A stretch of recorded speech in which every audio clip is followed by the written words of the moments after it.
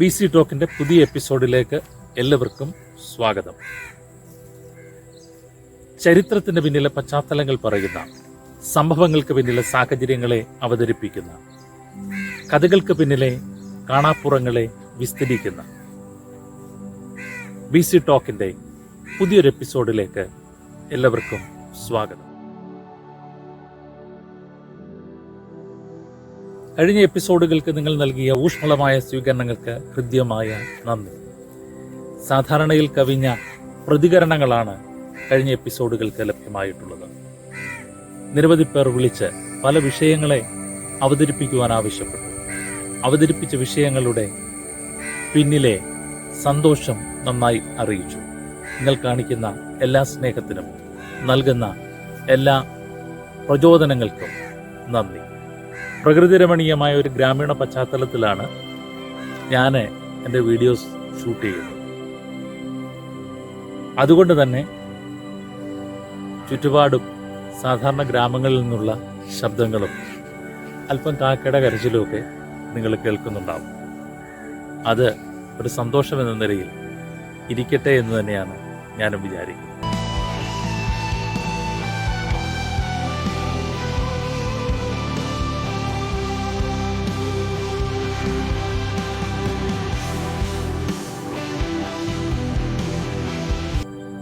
ഈ പുതിയ എപ്പിസോഡിൽ നമ്മൾ സാധാരണ കേട്ടിട്ടുണ്ടെങ്കിലും എന്താണെന്ന് നമുക്ക് മനസ്സിലാകാത്ത ഒരു കാര്യമാണ് അവതരിപ്പിക്കുന്നത്. വേദപുസ്തകത്തിന്റെ പഴയ നിയമ പശ്ചാത്തലങ്ങളിൽ ഒന്നിലധികം ഇടത്ത് എഴുതപ്പെട്ടിട്ടുള്ള ഒരു വാക്ക്. ആ വാക്കിതാണ് ദൂദായിപ്പഴം.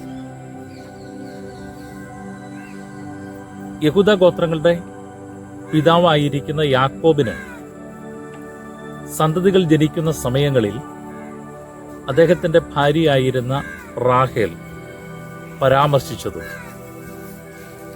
അവളുടെ സഹോദരിയായിരുന്ന ലേയയുടെ മൂത്ത മകൻ രൂബേന്റെ കയ്യിൽ നിന്ന് താൻ വില കൊടുത്ത് വാങ്ങിയതുമായ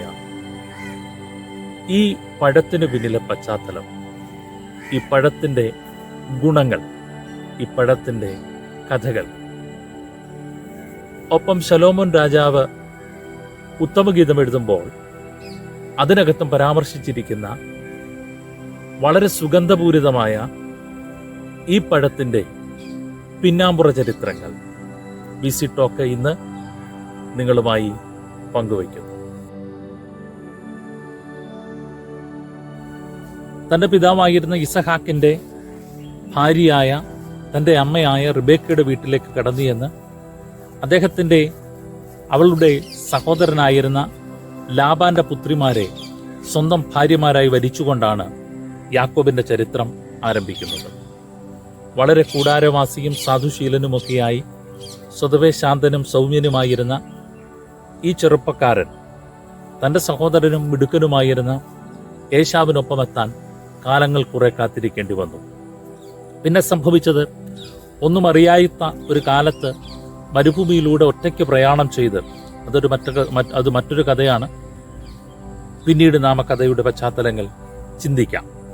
അങ്ങനെ ഒറ്റയ്ക്ക് പ്രയാണം ചെയ്ത് തൻ്റെ മാതുലനായ അമ്മാച്ചനായ ലാബാന്റെ വീട്ടിലെത്തിച്ചേരുകയും അവിടെ ഒരു പുരുഷന്മാരുടെ കൈക്കരുത്തും സാമർഥ്യത്തോടും കൂടെ കുന്നുപള്ളങ്ങളിൽ തൻ്റെ പിതാവിൻ്റെ അജഗണത്തെ പാലിച്ചു നടന്നിരുന്ന റാഹേൽ എന്ന പെൺകുട്ടിയിൽ അനുരക്തയാകുകയും എന്നാൽ പ്രായേണ അവളുടെ ജ്യേഷ്ഠത്തിയെ സാഹചര്യങ്ങൾ കൊണ്ട് വിവാഹം ചെയ്യുകയും പിന്നീട് ആഴ്ചകൾക്ക് ശേഷം റാഹേലിനെയും സ്വന്തം പത്നിയായി യാക്കോബ് വരിക്കുകയും ചെയ്തു. കാലങ്ങൾ കുറെ കടന്നുപോയി. താൻ ജോലി ചെയ്ത് സമ്പാദ്യമുണ്ടാക്കി 14 വർഷങ്ങൾ 2 ഭാര്യമാർക്ക് വേണ്ടി ജോലി ചെയ്ത് സ്ത്രീധന പൂരണം അവൻ നടത്തി.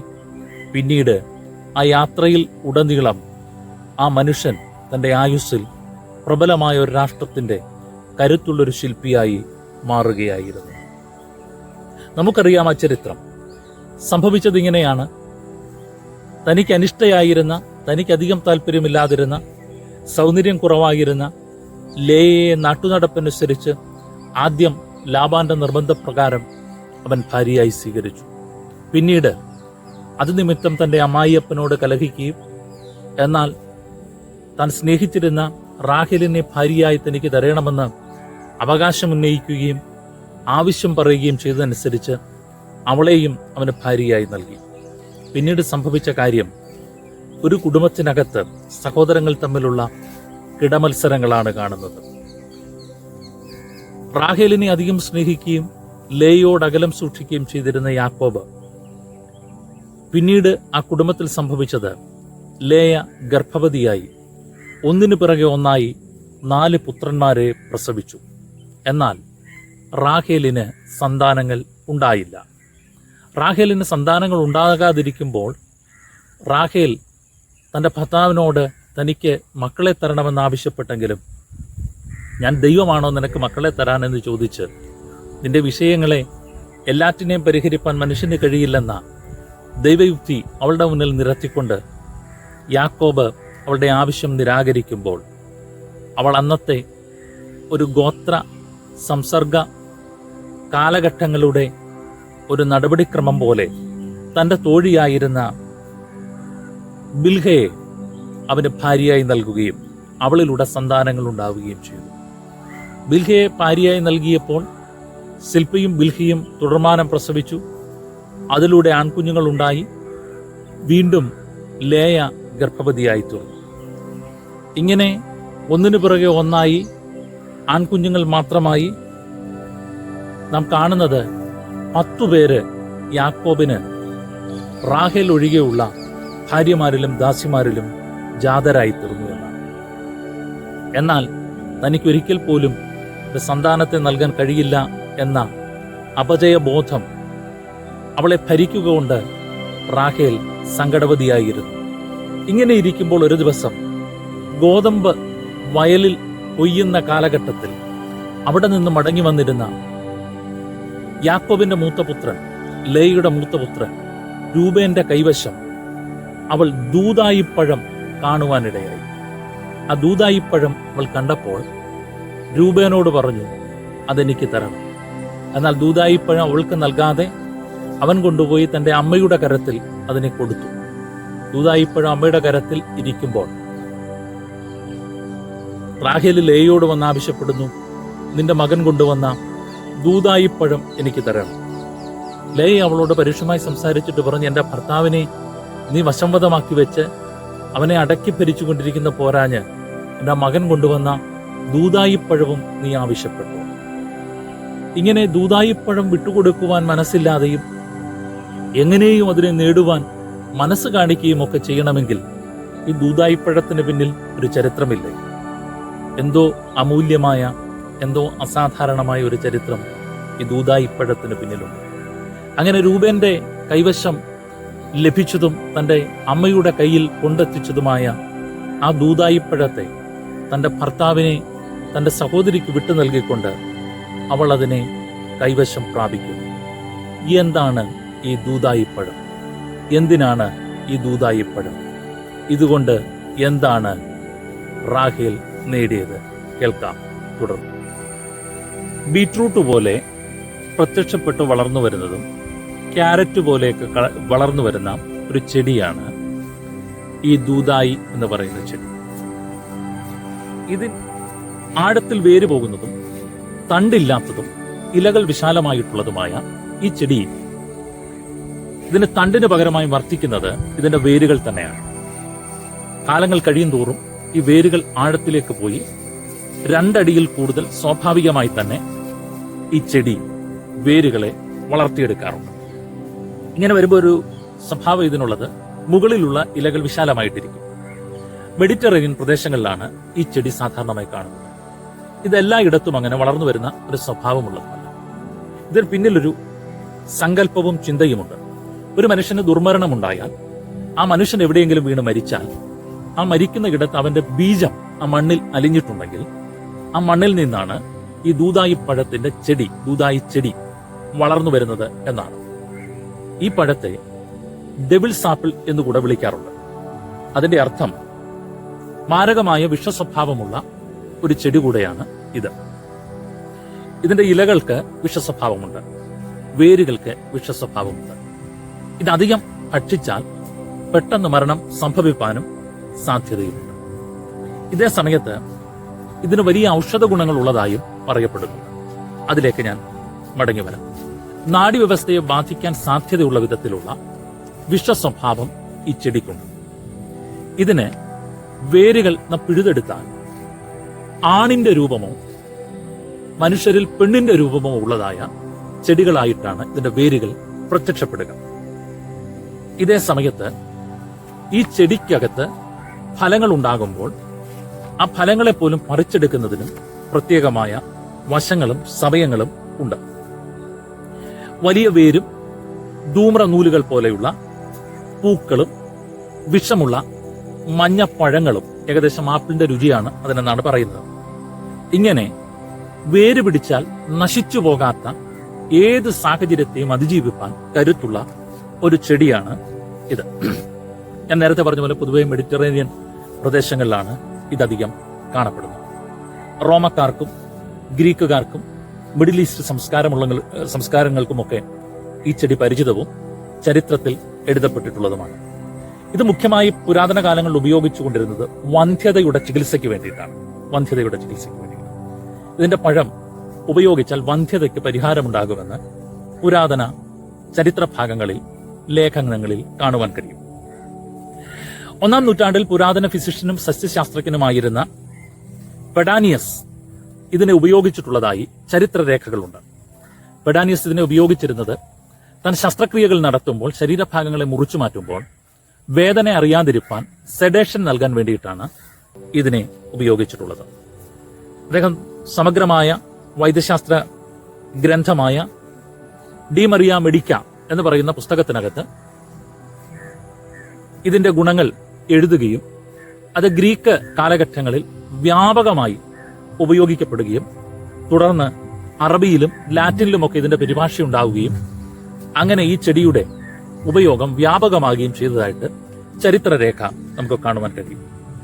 സാധാരണയായി ആളുകൾ ഇതിനെ ഉപയോഗിക്കുന്നത് വീഞ്ഞിലോ മദ്യത്തിലോ ഇതിനെ ദിവസങ്ങൾ ഇട്ടുവെച്ച് ഇതിന്റെ രസം ആ വീഞ്ഞിലോ ആ മദ്യത്തിലോ ഊറ്റിയെടുത്തതിന് ശേഷം അതിനെ അങ്ങനെ ഭക്ഷിക്കുകയാണ് അല്ലെങ്കിൽ കുടിക്കുകയാണ് സാധാരണ പതിവായിട്ടുള്ളത്. എന്നാൽ ഈ ചെടിയിൽ നിന്ന് ഫലം ശേഖരിക്കുന്നതിനും ഈ ചെടിയുടെ വേരുകളും തണ്ടുകളും ഉപയോഗിക്കുന്നതിനും പ്രത്യേകമായ ചില വിധികൾ ഉണ്ട് എന്ന് നമുക്ക് കാണുവാൻ കഴിയും. അതിലൊന്നാമത്തേത്, ഈ ചെടിയുടെ വേര് ഞാൻ നേരത്തെ പറഞ്ഞതുപോലെ മനുഷ്യന്റെ രൂപമുള്ള വേരുകളാണ്. ഈ വേര് ഉപയോഗിക്കുമ്പോൾ, ഈ ഫലം ഉപയോഗിക്കുമ്പോൾ ഈ വേര് നാം അത് ശ്രദ്ധിക്കേണ്ട കാര്യമാണ്. ഇതിന്റെ ശ്രദ്ധ എന്തെന്ന് ചോദിച്ചു കഴിഞ്ഞാൽ, ഈ പുരുഷന്റെ രൂപമുള്ള വേരാണ് ഇതിനുണ്ടെങ്കിൽ ഇതിന്റെ ഫലം പുരുഷന്മാർ ഉപയോഗിക്കുകയും സ്ത്രീയുടെ രൂപമുള്ള വേരാണ് ഇതിനുള്ളതെങ്കിൽ ഇതിന്റെ ഫലം സ്ത്രീകൾ ഉപയോഗിക്കുകയുമാണ് ചെയ്യുന്നത്. അതുകൊണ്ട് തന്നെ ഈ ഫലം ശേഖരിക്കുമ്പോൾ തന്നെ മിക്കപ്പോഴും ഒരു സീസൺ കഴിയുമ്പോൾ ഈ ചെടിയെ പിഴുതെടുക്കുക പതിവാണ്. ഈ പിഴുതെടുക്കുന്നതിന്റെ പിന്നിലെ ചരിത്രം, അതിന് പിന്നിലെ വിധി ഇങ്ങനെയാണ്. പൗർണമി ദിവസത്തിലാണ് ഇതിനെ പിഴുതെടുക്കുന്നത്. മണ്ണ് നീക്കിയോ ഒരു മനുഷ്യന് സ്വന്തം കൈകൊണ്ടോ ഇതിനെ പിഴുതെടുക്കാൻ പറ്റില്ല. അത്രയ്ക്ക് വിഷം ഉള്ള ഒരു ചെടിയാണ്. ഇത് പിഴുതെടുക്കുമ്പോൾ തന്നെ ഒരുപക്ഷെ പിഴുതെടുക്കുന്നവൻ മരിച്ചു പോകാൻ സാധ്യതയുണ്ട്. അങ്ങനെ മരിച്ചു പോകാൻ സാധ്യത ഉള്ളത് കൊണ്ട് തന്നെ ഈ ചെടിയെ പിഴുതെടുക്കുന്നതിന് പിന്നിൽ അവർ സാധാരണ ഉപയോഗിക്കുന്ന കാര്യം, ഒരു നായയെ 3 ദിവസം പട്ടിണിക്കിടും. 3 ദിവസം ഈ നായയെ പട്ടിണിക്കിട്ടിട്ട് ഈ ചെടിയുമായിട്ട് കുരുക്കിട്ട് ഈ നായയെ ബന്ധിക്കും. അതിനുശേഷം അല്പം വിദൂരതയിൽ കൊണ്ടുവന്ന് ഇതിന് ഭക്ഷണം വെച്ചു കൊടുക്കും. ആ ഭക്ഷണം ഇത് ആർത്തിയോടെ വിശക്കുന്നു, 2-3 ദിവസമായിട്ട് ആഹാരം കിട്ടാത്തതുകൊണ്ട് ഇത് ഓടി വന്ന് ഭക്ഷിക്കാനായിട്ട് ശ്രമിക്കുമ്പോൾ സംഭവിക്കുന്ന കാര്യം, ഇത് അത്രയും ഫോഴ്സിൽ ഇതിനെ വലിച്ചിട്ട് ഈ ചെടിയെ ഊരിയെടുക്കുകയാണ് പതിവ്. അങ്ങനെ ഊരിയെടുക്കുമ്പോൾ സംഭവിക്കുന്നത്, അല്ലെങ്കിൽ അതിനെ പിഴുതെടുക്കുമ്പോൾ സംഭവിക്കുന്നത്, അതിൽ നിന്നുണ്ടാകുന്ന ആ വിഷത്തിന്റെ വ്യാപനം കൊണ്ട് ഈ നായ മരിച്ചു പോവുകയും അതിന്റെ നിലവിളി കേൾക്കാതിരിപ്പാൻ ഈ പിഴുതെടുക്കുന്നവൻ ചെവി പൊത്തിക്കളയുകയും ചെയ്യുന്ന ഒരു സ്വഭാവമാണ്. അങ്ങനെയാണ് ഈ ചെടികളിൽ നിന്ന് ഫലം ശേഖരിക്കുന്നതെന്നാണ് ചരിത്രരേഖകളിൽ നമുക്ക് കാണുന്നത്. ഈ ചെടിയുടെ വേരുകള് മന്ത്രവാദത്തിന് ഉപയോഗിക്കുന്ന ചരിത്രമുണ്ട്. ഹാരി പോട്ടറിലൊക്കെ ഉപയോഗിക്കുന്ന ആ ഒരു മനുഷ്യന്റെ രൂപമുള്ള വേര് ഈ മാൻഡ്രേക്ക് ചെടിയുടെ വേരാണ്. അതുപോലെ പുരാതന പല ഇടത്തും ചിലയിടങ്ങളിൽ മന്ത്രവാദികളെ പുരാതന കാലങ്ങളിൽ കണ്ടുപിടിക്കുന്നതും അവരിൽ നിന്ന് തെളിവ് ശേഖരിക്കുന്നതും അവരുടെ വീട്ടിൽ ഈ മാൻഡ്രേക്ക് എന്ന് പറയുന്ന അല്ലെങ്കിൽ ദൂതായി പഴത്തിന്റെ വേര് കണ്ടുപിടിച്ചാൽ അവനൊരു ദുർമന്ത്രവാദിയാണ്, അവളൊരു ദുർമന്ത്രവാദിയാണ് എന്ന കുറ്റം സ്വാഭാവികമായിട്ട് തന്നെ ചേർക്കപ്പെടുന്ന റോമൻ ചരിത്രത്തിന്റെയും പുരാതന മിഡിൽ ഈസ്റ്റ് ചരിത്രത്തിന്റെയും ഭാഗങ്ങളിൽ അങ്ങനെ ഒരു കുറ്റകരമായ ഒരു ഭാഗമായിട്ട് അതിനെ കണ്ടെത്തിയിട്ടുണ്ട്. സെഡേറ്റീവ് മെഡിസിൻ ആയിട്ടും ഒക്കെ ഉപയോഗിക്കുന്ന ഈ മെഡിസിൻ പലപ്പോഴും അളവിലധികം ഉപയോഗിച്ചാൽ ആള് മരിച്ചു പോകുക പതിവാണ്. അപ്പൊ മനസ്സിലാക്കണം, ഇങ്ങനെയുള്ള ഈ മെഡിസിൻ അല്ലെങ്കിൽ ഈ ദൂതായിപ്പഴം ഉപയോഗിക്കുമ്പോൾ അതിന് പിന്നിലുള്ള വേറൊരു സംഭവം, ഇതിന്റെ ഉപയോഗക്രമം വേണ്ടും വിധത്തിലല്ലെങ്കിൽ ആള് മരിച്ചു പോകുവാൻ സാധ്യതയുണ്ട്. ഈ ദൂതായി ചെടിക്കും ഇതിന്റെ പഴത്തിന് പിന്നിലുള്ള വേറൊരു സങ്കല്പവും വിശ്വാസവും ഇതാണ്: ഈ വേരിന് മനുഷ്യന്റെ രൂപമുള്ളതുകൊണ്ട് മനുഷ്യന്റെ ഏതെങ്കിലും ഒരു അവയവത്തിന് രോഗം വന്നാൽ ഈ വേരിന്റെ അതേ രൂപമുള്ള ഭാഗം മുറിച്ച് ആ മനുഷ്യൻ കിടക്കുന്ന കിടക്കയ്ക്കടിയിലോ അവന്റെ കിടക്കയ്ക്ക് അരികിൽ നിൽക്കുന്ന ആളുടെ കയ്യിലോ ഇതിനെ സൂക്ഷിച്ചാൽ ആ വ്യക്തിക്ക് വേഗത്തിൽ സൗഖ്യം വരുമെന്ന ഒരു സങ്കല്പവും ഈ ചെടിയെ സംബന്ധിച്ചുണ്ട്. ഇങ്ങനെ നിരവധി സങ്കല്പങ്ങളുടെയും നിരവധി കാര്യങ്ങളുടെയും ഒക്കെ വളരെ നിറവായി കിടക്കുന്ന ഒന്നാണ് ദൂതായിപ്പഴം. ഇത് നമ്മിൽ പലർക്കും അറിയില്ലായിരുന്നു. ഞാനും ഈ അടുത്ത സമയത്താണ് ഇതിനെക്കുറിച്ച് പഠിച്ചതും ശ്രദ്ധിച്ചതുമൊക്കെ. പക്ഷെ ഇതിന്റെ ഒരു പ്രത്യേകത, ഇത് പുഷ്പിതമാകുന്ന കാലത്ത് ഇതിന് ഒരു പ്രത്യേകതരം ഗന്ധമാണ്. എന്നാൽ അസാധാരണമായ സുഗന്ധം വരുന്നത് ഈ പഴം പഴുത്തു തുടങ്ങുമ്പോൾ നമ്മൾ വിചാരിക്കുന്നതിനേക്കാളൊക്കെ അസാധാരണമായ, നമ്മളെ വല്ലാതെ ആകർഷിക്കുന്ന ഒരു മണം ഈ പഴത്തിനുണ്ട്.